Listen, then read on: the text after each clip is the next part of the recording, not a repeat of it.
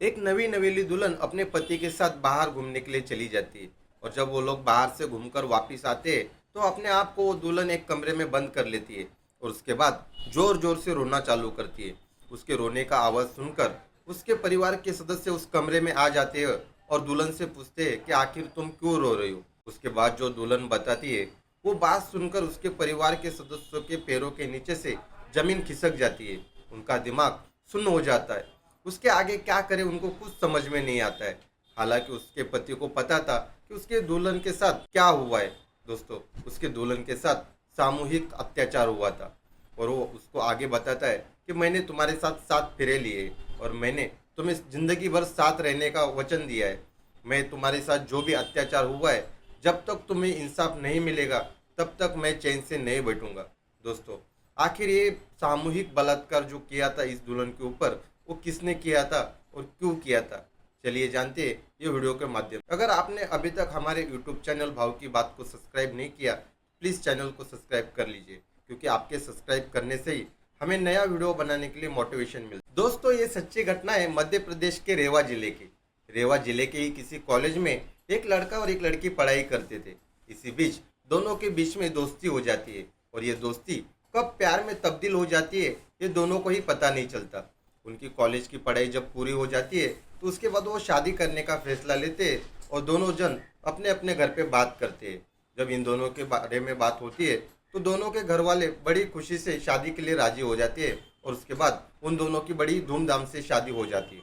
शादी के कुछ दिन बाद ये दुल्हन अपने पति से कहती है कि मुझे भैरव बाबा के दर्शन करने हैं। दोस्तों, जो ये भैरव बाबा का मंदिर था वो रेवा जिले के एक पहाड़ी पे बना हुआ था। इसलिए वो अगले दिन बड़े जल्दी मंदिर के लिए निकल जाते हैं और करीब 12 साढ़े 12 बजे मंदिर पहुंच जाते हैं। करीब उनका 1 बजे के आसपास भैरव बाबा का दर्शन हो जाता है। उसके बाद कुछ टाइम आराम करने के हिसाब से मंदिर से थोड़ी दूर आकर वो रुक जाते हैं और वहाँ देखते हैं कि कोई 4-5 जन लोग पार्टी कर रहे थे। कोई दारू पी रहा था तो कोई गांजा खींच रहा था। वो देखकर वहाँ से वो लोग दूर चले जाते हैं और वहाँ थोड़ा दूर आने के बाद एक पत्थर देखकर उसके पीछे छाव में बैठ जाते हैं। थोड़े टाइम उनकी बातचीत चालू होती है। उसी बीच वो 4-5 जन उनके पास आ जाते हैं और उनके साथ छेड़खानी करना चालू करते हैं। जब उसका पति उसका विरोध करता है तो उसको एक जोर से थप्पड़ मारा जाता है और उसके बाद एक रस्सी से उसके हाथ पैर बांधे जाते हैं। उसके बाद वो 5 जन उसी दुल्हन के पति के सामने उस दुल्हन के साथ अत्याचार करना चालू करते हैं। वो लड़की चिल्लाती है, रोती है, उनके सामने भीख मांगती है, लेकिन उनको किसी को भी उसके ऊपर तरस नहीं आता है और बारी बारी वो लोग उसके साथ दुष्कर्म करते रहते हैं। वो सब देखकर उसका पति काफ़ी जोर जोर से रोने लगता है, मदद के लिए आवाज़ लगाता है, लेकिन वो लोग मंदिर से इतना दूर थे कि उनका आवाज़ मंदिर तक पहुंचना नामुमकिन था। ऐसे करते करते 1.5-2 घंटे का टाइम निकल जाता है और उसमें से एक जन किसी को फ़ोन करता है और उसके बाद वहाँ पे और 3 जन आते हैं। अब वहाँ पे लोग दारू पी रहे थे, नाच रहे थे, कोई जन उसके पत्नी के साथ छेड़खानी कर रहे थे। ऐसे करते करते 8 जन ने उसके साथ जब दुष्कर्म कर लिया, उसके बाद जब उनका मन भर जाता है तो उसके पति के पास आते हैं और उसे बोलते हैं कि देखो, जो कुछ भी हुआ तुम यहाँ पे भूल जाओ, हम तुम्हें जिंदा छोड़ रहे। अगर तुम लोग पुलिस स्टेशन भी जाओगे तो तुम हमारा कुछ नहीं बिगाड़ सकते और ये सब हमारा रोज का काम है। ऐसा बोलकर वो लोग वहाँ से चले जाते हैं। कैसे भी करके वो अपने पत्नी को संभालते हुए अपने घर पर पहुंच जाता है और घर पर पहुंचने के बाद वो अपने आप को और अपने पत्नी को घर के कमरे में बंद कर लेता है। तो वो जोर जोर से रोने लगते हैं। जब उनका जोर जोर से रोना सुनकर उसके परिवार के सदस्य वो कमरे में आ जाते हैं और उनको पूछते हैं कि आखिर तुम्हारे साथ क्या हुआ है और तुम दोनों इतने जोर जोर से क्यों रो रहे हो। सवेरे तो तुम लोग साथ में घूमने के लिए निकले थे और अब शाम होते होते ऐसा क्या हो गया जो तुमको इतना बड़ा दुख हो गया और तुम लोग दोनों इतने जोर जोर से रो रहे हो। तो ये सारी घटना वो दुल्हन अपने घर वालों को बताती है और जब ये घटना सुनती है तो उसके घर वालों के पैरों के नीचे से जमीन खिसक जाती है। उनका दिमाग काम करना बंद हो जाता है और वो आगे सोचते हैं कि आगे क्या करना है। लेकिन इसी के बीच में उसका पति बोलता है कि मैंने तुम्हारे साथ 7 फेरे लिए, तुम्हारे साथ जीने और मरने की कस्में खाई है, मैं हमेशा तुम्हारे साथ हूँ, भले कोई भी परिस्थिति हो, और जब तक तुमको इंसाफ नहीं मिलेगा तब तक मैं चैन से नहीं बैठूंगा।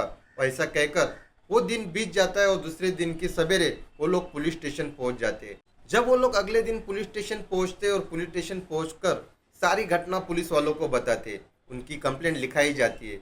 यहाँ तक कि वो दुल्हन को मेडिकल के लिए भेजा जाता है, इसी में 2-3 दिन बीत जाते हैं। और जब दुल्हन के पति को लगता है कि पुलिस इसको गंभीरता से नहीं ले रही है, तो वो सोशल मीडिया का और पॉलिटिशियन का मदद लेता है, और ये खबर पूरी आग की तरह मध्य प्रदेश में फैल जाती है। जब सोशल मीडिया का और पॉलिटिशियन का दबाव पुलिस पर आता है, तो पुलिस एक्शन मोड में आ जाती है और पुलिस घटनास्थल पर पहुंचती है। जब पुलिस घटनास्थल पर पहुंचती है, तो कई दारू की बोतलें और कांच के गिलास वहां से बरामद किए जाते हैं। शक के आधार पर कम से कम 200 से 300 लड़के लोग को गिरफ्तार किया था, लेकिन दुल्हन इसमें से किसकी भी पहचान नहीं करते। ऐसे कुछ दिन बीत जाते हैं। उसके बाद एक वीडियो सोशल मीडिया पे वायरल होता है, और वो दुल्हन वो वीडियो देख लेती है। वो पहचान लेती है कि वो यही 5 लोग हैं जिसने मेरे साथ दुष्कर्म किए थे। इसकी जानकारी पुलिस को दी जाती है, और पुलिस तुरंत उनको गिरफ्तार करती है। और उसके बाद थोड़ी सख्ती की पूछताछ से वो अपना गुनाह कबूल कर लेते।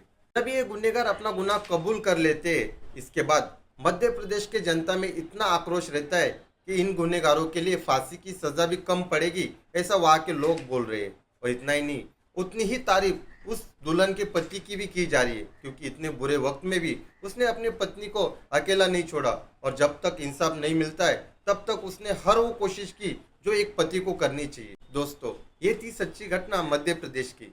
ये घटना के बारे में आपकी जो भी राय है वो कमेंट बॉक्स में जरूर लिखिए। अगर आपने अब तक हमारे चैनल भाव की बात को सब्सक्राइब नहीं किया, तो प्लीज़ चैनल को सब्सक्राइब कर लीजिए। तब तक के लिए अपना ख्याल रखिए। जय हिंद।